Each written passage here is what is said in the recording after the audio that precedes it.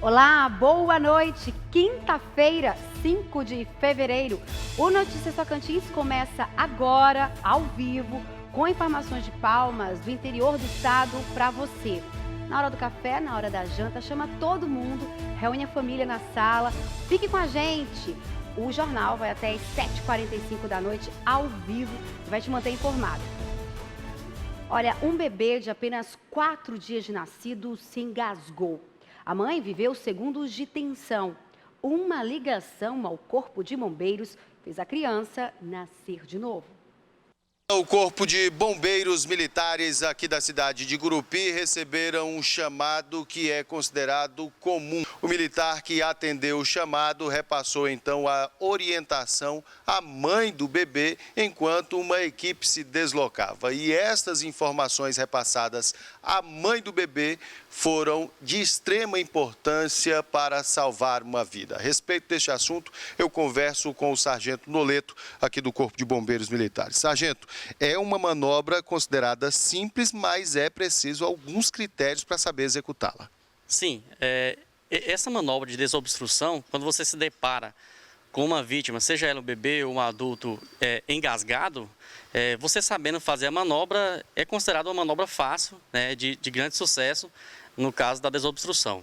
Tá? Então, quando a vítima se depara com a pessoa, né, o paciente, ele se encontra com as vias aéreas obstruídas, é importante que alguém que esteja ali próximo a ele ligue, né, imediatamente para o Corpo de Bombeiros. Essa é a manobra a ser executada no caso de um bebê.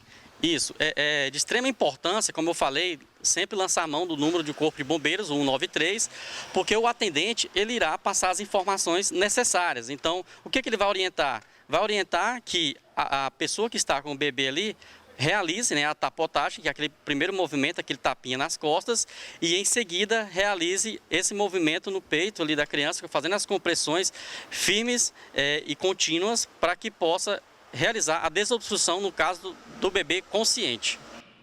Que alívio, ufa, estou até aliviada aí com a notícia de que a criança, graças a Deus, graças ao telefonema, sobreviveu. E por falar em criança, seu filho, seu neto já voltou para a escola, não é mesmo? Com o retorno à sala de aula aí, os pais dos estudantes devem ficar atentos. O peso da mochila dos filhos em excesso gera sérios danos à saúde da criança. Gabriel, de 7 anos, que usava bolsa escolar nas costas. Mas ela optou pela mochila de rodinha, depois que o garoto começou a se queixar com dores na lombar. Por uma questão de conforto, praticidade e em prol da saúde dele. Ele tinha uma outra mochila preta, muito pesada, e estava causando dores na lombar dele. A empresária leva o filho todos os dias e carrega a mochila. O menino só puxa a bolsa poucos metros até a sala de aula. Sim, mais fácil. Às vezes eu levo nas costas, aí minha mãe ela pega para subir as escadas. Mas a outra era muito pesada.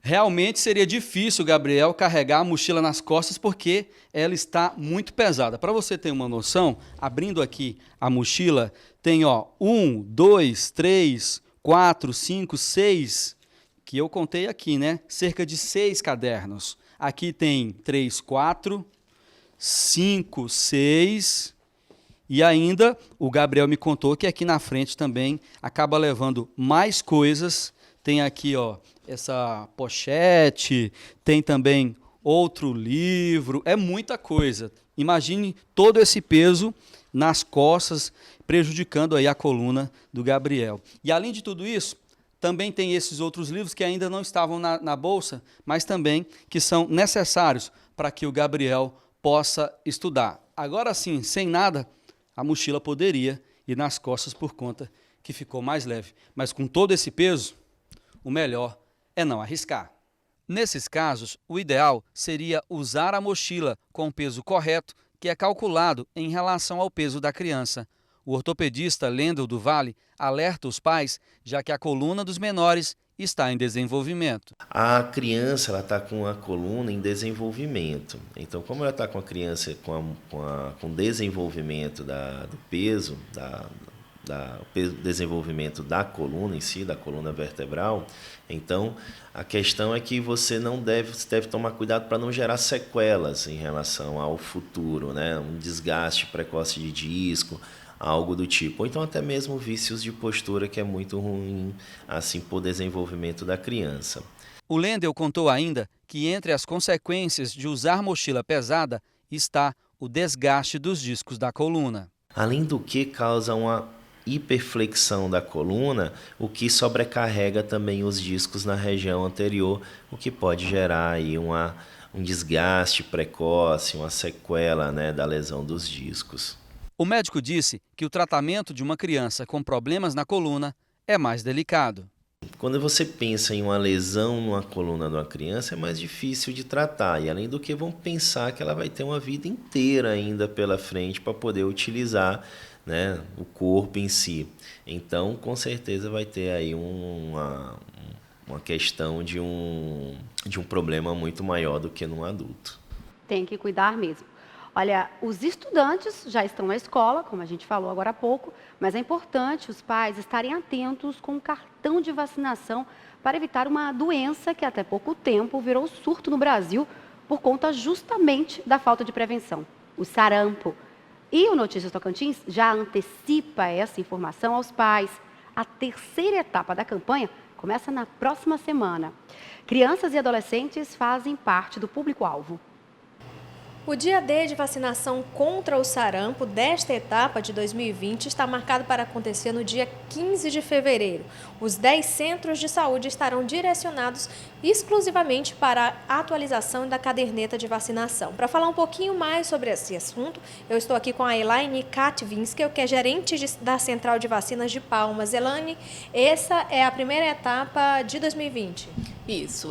O ano passado, com o aparecimento dos casos de sarampo aqui no Brasil, o Ministério da Saúde ele adotou 4 etapas de vacinação. Por uma questão de logística, né, sobrelotar os postos de saúde. E aí, em 2019, nós fizemos 2 etapas, né, como vocês acompanharam, e agora para 2020 também a gente já tem 2 datas para 2 etapas. Essa agora de fevereiro começa dia 10, próxima segunda-feira, e a gente tem um dia D nacional de mobilização, que é o dia 15 de fevereiro. Quem precisa receber essa dose? O público que nós vamos trabalhar agora nessa etapa são crianças de 5 anos e até adolescentes de 19. É importante frisar que essa é uma vacina que a gente já utiliza na rotina, né? Esse público provavelmente já estão vacinados, mas a gente gostaria que fosse até a unidade de saúde para averiguar. E não é só essa vacina, como as demais, né? Se tiver alguma em atraso ou precisando de algum reforço. Mas essa vacina é uma vacina de rotina. Elaine, é importante destacar que aqui no Tocantins não tem registro de sarampo.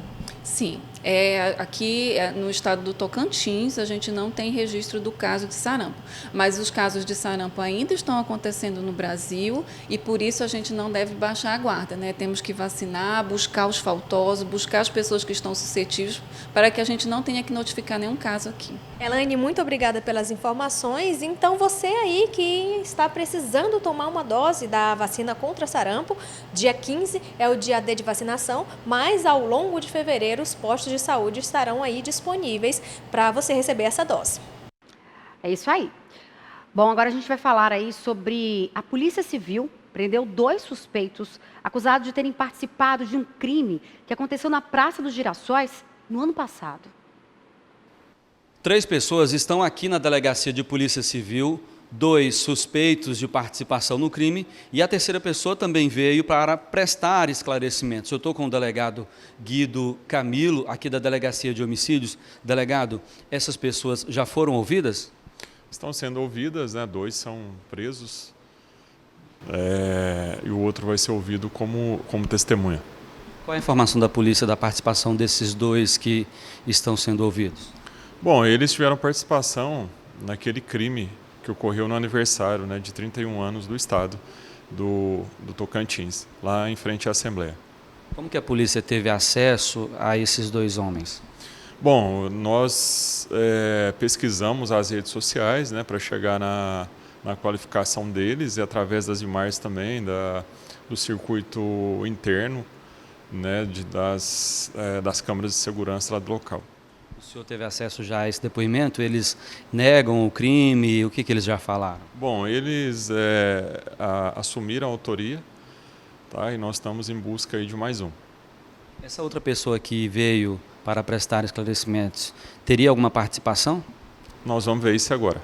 A vítima foi até a motocicleta lá, se deparou com esses dois homens e pensou até que eles estariam tentando roubar a motocicleta deles. A polícia tem acesso a essa informação? O que já apurou? Não, na verdade, o crime foi cometido sem qualquer motivo. Simplesmente a vítima foi apanhar sua motocicleta, né, que estava estacionada ali próximo à Assembleia, e ao passar pelos dois presos, né, eles já provocaram a vítima, se dizendo que eram integrantes de facção criminosa, e por que a vítima estava olhando para eles, e teve nisso uma discussão, aí eles chamaram o terceiro, né, e o terceiro veio com a arma em punho e já atirou no Israel. Nessas imagens do circuito de segurança da Assembleia Legislativa, a vítima, Israel Rodrigues, chega com a namorada de motocicleta e um homem se aproxima. Israel tenta atingi-lo. Um outro homem chega e ameaça tirar algo da cintura. O rapaz para a moto, desce e uma discussão começa. A namorada observa tudo. Eles somem por um momento. Depois voltam e Israel pega a motocicleta e sai. As agressões continuam. No vídeo, Israel sai caminhando com a namorada e depois cai no chão. Nessa câmera aberta, é possível ver a movimentação de curiosos e da polícia após Israel Rodrigues, de 24 anos, ser atingido. Após a prisão dos dois suspeitos e do terceiro, que foi levado à delegacia para ser ouvido, a família também esteve na delegacia de homicídios. Eu vou conversar com essa senhora que prefere não se identificar e ela é a mãe dos 3 suspeitos que foram detidos, acusados de terem cometido esse crime no ano passado. A senhora estava em casa quando a polícia chegou para buscar os seus filhos? Como é que foi? Eu estava em casa, eu estava dormindo, era o dia amanhecendo, era 4 horas. Ou era 6 horas, eu não lembro daquilo. Meu filho não matou ninguém, nenhum dos 3. Não matou ninguém, não matou. Isso aí vai ter a prova. O crime aconteceu em outubro de 2019, durante a festa em comemoração ao aniversário do estado do Tocantins. Olha, daqui a pouco o Notícias Tocantins está de volta ao vivo e a gente vai falar aí sobre outros assuntos, sobre inclusive o pai do ex-governador que recebeu a liberdade da justiça. 7h34, ao vivo aqui no Notícias Tocantins. Agora a gente vai falar sobre o José Edmar Brito Miranda, pai do ex-governador Marcelo Miranda. Agora ele vai poder gozar da liberdade e visitar os filhos na cadeia. Andressa Santos traz mais informações. A Justiça Federal decidiu liberar José Edmar Brito Miranda, pai do ex-governador Marcelo Miranda, da prisão domiciliar que se encontrava desde a Operação 12º Trabalho, deflagrada pela Polícia Federal em setembro de 2019. A decisão também autoriza Brito Miranda de visitar os filhos que seguem presos em Palmas. Marcelo Miranda segue preso numa sala do Estado-Maior no quartel de comando geral da Polícia Militar e Brito Júnior em uma cela especial na Casa de Prisão Provisória de Palmas. Vale lembrar que o pai e os 2 filhos foram presos em setembro de 2019, suspeitos de integrar uma quadrilha que teria desviado mais de 300 milhões dos cofres públicos. Eu estou aqui novamente com o Luiz Armando, jornalista, analista político, conhecido no meio da política do Estado. Muito boa noite. Boa noite. Que bom. Todas as quartas-feiras a gente vai estar aqui junto. Mas, assim, hoje tem aí a gente vai trazer um assunto, né, sobre 2 deputados federais. O clima é de tensão entre eles e eu queria saber quem são e o motivo. Olha, é um quiprocó na base aliada do governo do Estado, justamente há 7 meses das eleições. O deputado Carlos Garguim criou um problema no Democratas, e que é inclusive o partido também do governador Mauro Carlesse, sem necessidade, ou seja, o deputado liberou na segunda-feira uma informação de que teria ele, deputado, conseguido junto com o governo, filiar na segunda-feira 40 prefeitos no interior do estado. Assim, uma informação que não irracional, porque o Democratas, quando em 2016 elegeu 28 prefeitos no estado. No ano passado, o Democratas já tinha 40 prefeitos no estado. Perdão, então, não quero te interromper. Isso se chama fake news, podemos dizer? Não sei. Na verdade, nos bastidores da política, se tem tido a compreensão de que o governo, através do deputado Carlos Garguim, estaria querendo desestabilizar a professora Dorinha Seabra, deputada federal, no Democratas. Aliás, o Palácio, desde o ano passado, tenta trocar o comando do Democratas regional. O Carlos Garguim, inclusive, foi o interlocutor disso, de levar o governador ao presidente do Democratas Nacional para que, se o presidente do Democratas Nacional aceitasse entregar o partido ao Carlesse, o Carlesse se filiaria ao partido. O Carlesse terminou filiando-se ao partido, independentemente disso, porque a executiva não aceitou essa colocação. E a Dorinha? A Dorinha, veja bem, eu conversei com a deputada Dorinha agora no final da tarde, ela está se deslocando de Brasília para Goiânia por causa do estado gravíssimo da mãe dela, está na UTI em Goiânia. A deputada disse que está tranquila, porque ela foi eleita na executiva nacional do partido e foi eleita presidente regional do partido. Não há como fazer essa troca. Para quem está em casa entender, a Dorinha é presidente do regional e integra a executiva nacional do Democratas. E o vice, que é o Carlos... É o vice-regional. Então os dois estão com esse clima... Porque o Garguim quer assumir o partido e entregá-lo, em tese, para o governo do estado. Entendi. Para o governador Mauro Carlesse. Só que a Dorinha, por exemplo, era respeitadíssima no Congresso Nacional, respeitadíssima no Executivo Nacional, faz parte do Executivo Nacional, foi eleita junto com a ACM Neto, e hoje ela é relatora de uma das maiores matérias no Congresso, que é o Fundeb, a proposta de emenda constitucional do Fundeb. E isso pode levá-la a, de uma certa forma, apoiar a Cíntia?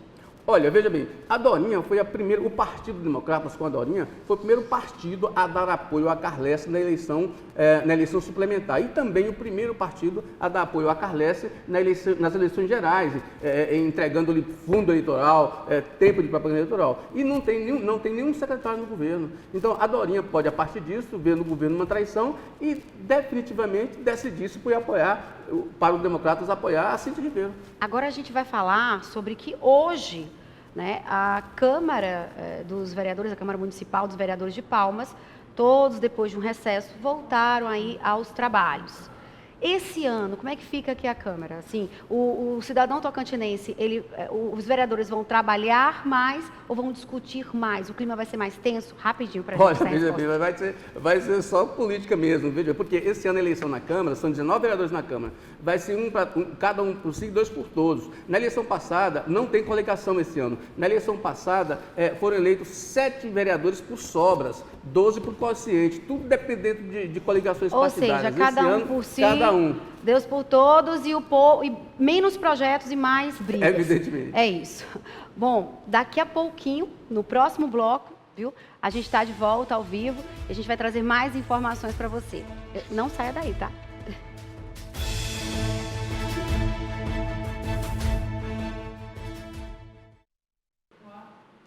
Sete horas e 41 minutos, o Notícias Tocantins está de volta ao vivo para você. Bom, e para garantir aí o seu direito de votar, pensa aí em fazer, né, a coisa certa, melhor mesmo é manter a documentação em dia. Como o título de eleitor, sem ele não há como votar. Para atender os cidadãos que estão em situação aí irregular, a Justiça Eleitoral realiza atendimento itinerante também no interior do estado. Vai realizar agora, durante todo o mês de fevereiro, 10 atendimentos itinerantes no interior do estado para regularizar a situação cadastral aí de cidadãos tocantinenses. Para falar um pouquinho mais sobre esse assunto, eu estou aqui com Fernando Mendonça, que é coordenador de eleições aqui no Tocantins, né? Fala um pouquinho para a gente que tipo de atendimentos serão levados para esses municípios. Basicamente, todos os atendimentos que ocorrem na sede do cartório, ele vai ocorrer também nesse atendimento itinerante. Mas, principalmente, o alistamento, né, que é o primeiro título do eleitor. Então, o eleitor, se ele ainda não tiver o título, ele pode buscar esse atendimento lá. Transferência também de cidades, né, locais de votação. E segunda via do título você pode tirar também e regularizar se você deixou de votar nas últimas 3 eleições. Esse é o momento do eleitor buscar esse atendimento da Justiça Eleitoral. O que ele precisa levar para poder fazer esse tipo de atendimento? Documento de identificação com foto, né? E também um comprovante de endereço. E o eleitor portando esse documento, ele poderá ser atendido pela Justiça Eleitoral e a nossa equipe estará à disposição de cada um eleitor. Fernando, qual é o objetivo desses atendimentos itinerantes? O objetivo desse atendimento itinerante é levar a Justiça Eleitoral aonde a população está. O desembargador Eurípides Lamounier é muito sensível com relação à situação sociopolítica, né, do nosso estado do Tocantins e financeira desse eleitor também. Então, ele deu como prioridade levar a Justiça Eleitoral itinerante ao maior número de municípios. Vale lembrar que esse ano é ano eleitoral. Até que dia o cidadão tem que regularizar a sua situação cadastral, situação como eleitor? Até o dia 6 de maio, né? O dia 6 de maio é o dia D, né, do fechamento do cadastro. No entanto, nós pedimos aos eleitores que estejam com pendência ou que precisem buscar atendimento da Justiça Eleitoral que vá o quanto antes, né? Porque a gente sabe que essa data do fechamento do cadastro é uma data em que o cartório vai estar cheio, né? Enfim, a gente faz todo o preparativo. No entanto, quanto antes o eleitor puder buscar o atendimento da Justiça Eleitoral, é melhor para ele. Fernando, muito obrigada pelas informações, então. Lembrando, é só se informar direitinho onde está funcionando o atendimento itinerante da Justiça Eleitoral, portando aí em mãos, né, um documento de identidade com foto e também comprovante de residência. Então fica a dica. Uma excelente noite para você, uma excelente quinta-feira. Até amanhã, estamos juntos.